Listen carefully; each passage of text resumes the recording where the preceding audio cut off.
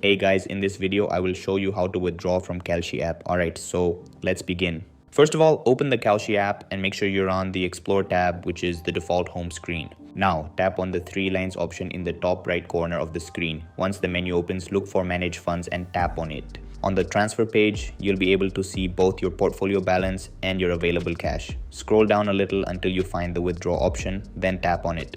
Now, select the bank account where you want to receive your money. If you haven't linked a bank account yet, you'll need to add one before you can continue. After selecting your bank account, enter the amount you want to withdraw. Once you've entered the amount, tap on Review.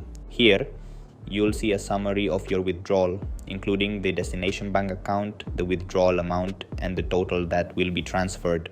If everything looks correct, simply tap Submit Withdrawal to complete the request.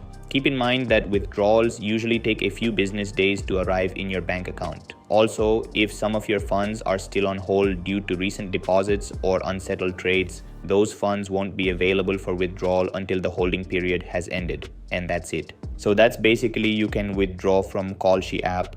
That's all for this video. See you in the next one. Thanks.